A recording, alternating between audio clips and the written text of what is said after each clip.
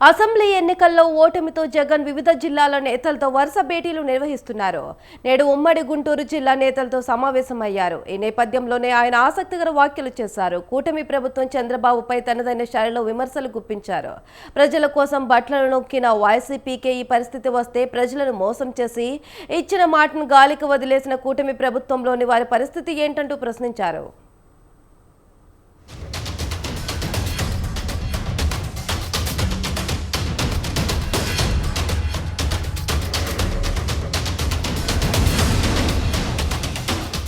గత ఎన్నికల్లో ఘోర ఓటమితో వైసీపీ అధినేత ఏపీ మాజీ సీఎం జగన్మోహన్ రెడ్డి వివిధ జిల్లాల నేతలతో సమావేశమవుతున్నారు. తాజాగా ఉమ్మడి గుంటూరు జిల్లా నేతలతో భేటీ అయ్యారు. ఈ సందర్భంగా ఆయన సంచలన వ్యాఖ్యలు చేశారు. 2019-2024 మధ్య జగన్ 1.0 ప్రభుత్వం నడిచిందన్నారు. చరిత్రలో ఎప్పుడూ చూడని విధంగా వైసీపీ పాలన సాగిందని చెప్పారు. లంచాలకు తావు లేకుండా 2.71 లక్షల కోట్లు నేరుగా లబ్ధిదారుల అకౌంట్లోకి వేశామని తెలిపారు.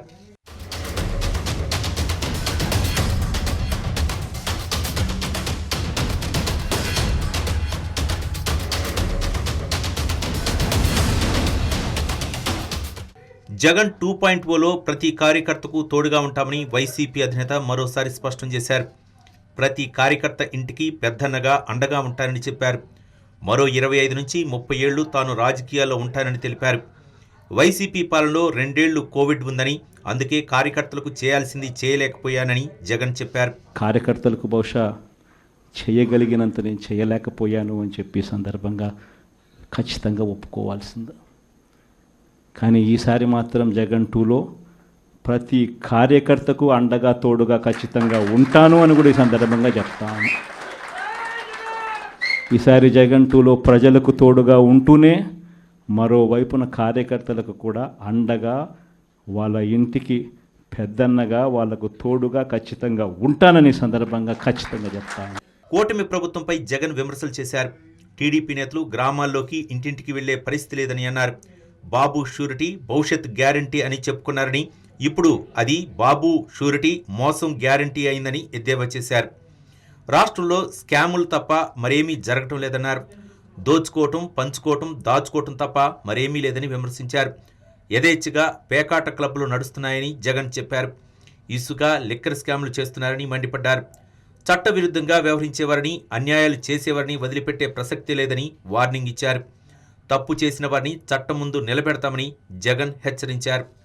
చంద్రబాబు నాయుడు గారిని, ఆయన కూటమిని, ఆయన నాయకులను, ఆయన కార్యకర్తలను ఏ ఒక్కరూ కూడా ఇళ్లకు వెళ్ళి, గ్రామాలకు వెళ్ళి, ఇళ్లకు వెళ్ళి ఎవరిని కూడా వీళ్ళు కనీసం పలకరించే పరిస్థితి కూడా లేదు. పలకరిస్తే వీళ్ళే అన్నారు, మేము సూపర్ 6 ఇవ్వలేకపోతే, సూపర్ 7 ఇవ్వలేకపోతే ఏమన్నారు? కాలర్ పట్టుకోమని మీరే అడిగారు కదయ్యా, మీరే చెప్పారు కదయ్యా. చెప్పడమే కాకుండా బాండ్లు కూడా ఇచ్చారు. ఇదిగో బాండు, రాసుకో బాండు, ఇదిగో మీ దగ్గర పెట్టుకోండి అని బాండ్లు కూడా ఇచ్చినారు. బాబు షూరిటీ భవిష్యత్ గ్యారంటీ అని కూడా బాండ్ ఇచ్చినారు. మరి ఈరోజు ఏంది? బాబు షూరిటీ మోసం గ్యారంటీ అని చెప్పి రుజువైంది అని ఈరోజు కాలర్ పట్టుకునే పరిస్థితిలోకి ప్రజలు ఇప్పుడే ప్రశ్నించడం మొదలుపెట్టారు. ఈ ప్రశ్నించే పరిస్థితి నుంచి ఇక నెక్స్ట్ కాలర్ పట్టుకునే పరిస్థితిలోకి పోవడం అన్నది ఇక త్వరలోనే జరగబోయే కార్యక్రమం. రాబోయే రోజుల్లో మరిన్ని దొంగ కేసులు పెడతారని, అరెస్టులు చేస్తారని జగన్ అన్నారు. రాబోయే వైసీపీ ప్రభుత్వంలో అందరికీ దగ్గరుండి మేలు చేస్తారని చెప్పారు. మొన్నటి స్థానిక సంస్థల ఉప ఎన్నికల్లో ప్రజాస్వామ్యం ఖూనీ అయిందన్నారు. వైసీపీ ప్రభుత్వంలో టీడీపీ 2 మున్సిపాలిటీలు గెలిచిందని, వైసీపీ గట్టిగా తుమ్మి ఉంటే ఆ 2 కూడా పోయేవని చెప్పారు.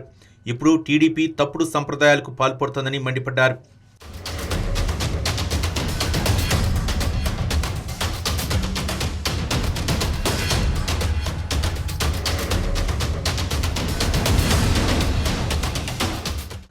ప్రజల్ని మోసం చేసిన చంద్రబాబు చీటర్ కాదా? ఆయనపై 420 కేసు పెట్టకూడదా అని జగన్ ప్రశ్నించారు.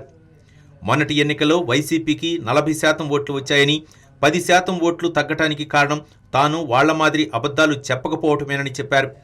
ప్రజల కోసం బటన్లు నొక్కి వైసీపీకే ఈ పరిస్థితి వస్తే ప్రజలను మోసం చేసి ఇచ్చిన మాటను గాలికి వదిలేసిన కూటమి ప్రభుత్వంలోని వారి పరిస్థితి ఏమిటని ప్రశ్నించారు. మళ్లీ రాబోయేది వైసీపీ ప్రభుత్వమేనని, అందరూ ధైర్యంగా ఉండాలని నేతలకు జగన్ ధైర్యం చెప్పారు. చంద్రబాబు నాయుడు లాంటి వ్యక్తులు అనే మాట, బటన్లు ఏముంది, ముసలావిడ కూడా నొక్కుతుంది బటన్లు అని చెప్పి ఇదే మాట చంద్రబాబు నాయుడు అన్నాడు.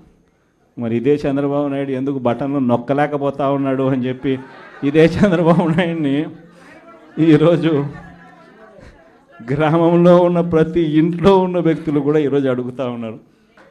మరి ఈరోజు ఏమంటా ఉన్నాడు, ఎంత మొహమాటం లేకుండా, ఎంత నిస్సిగ్గుగా ఏమంటా ఉన్నాడు, రహస్యం ఏదైనా ఉంటే చెవిలో చెప్పు అంటాడు.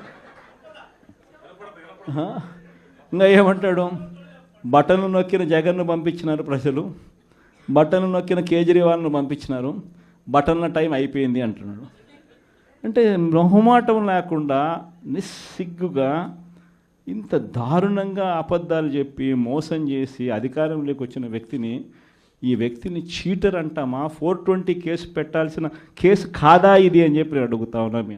పార్టీకి మళ్లీ పూర్వవైభవం తీసుకొచ్చేందుకు జగన్ వ్యూహాలు రచిస్తున్నారు. జిల్లాల వారీగా నేతలతో వరుస భేటీలు నిర్వహిస్తున్నారు. రాబోయేది వైసీపీ ప్రభుత్వమే అంటూ వారిలో ధైర్యం నింపుతున్నారు.